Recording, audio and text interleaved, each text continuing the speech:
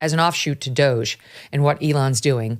One of the agencies he's been looking at, obviously, is USAID, this agency that we use to funnel all sorts of foreign aid to God knows whom. That's really what we're finding out. These pet causes of the Democrats that have been getting slush funded for years. And there was a hearing on this yesterday on Capitol Hill, Buck. And listen to this exchange.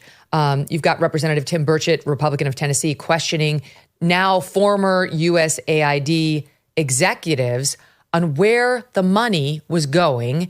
Listen to this. Mr. Roman, are you aware that we are sending $40 million a week to the Taliban? Yes, sir.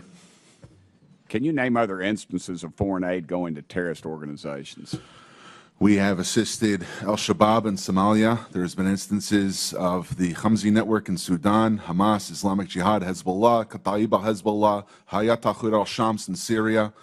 Dozens of terror organizations have received indirect assistance. Let's use Gaza as our case study. $2.1 billion in American taxpayers' money to Gaza since October 7th when Hamas invaded southern Israel. Waivers were granted because they said that there was an emergency use to have that money come in to Gaza, thereby jettisoning the usual typical screening procedures. As a result, 90% of aid that was going from the United States by way of its agents in Gaza ended up in Hamas-controlled areas. Seems like the emergency might have been armed terrorists to kill civilians. Would that be accurate?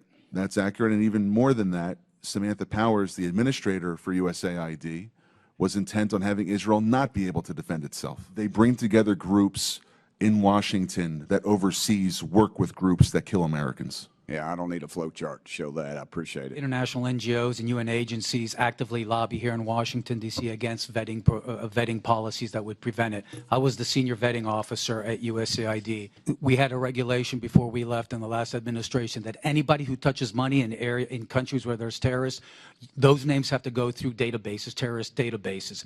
That was overturned by Biden. So that first guy's a think tank guy. That second guy was at USAID. It's unbelievable where this money's been going. We're funding Hamas.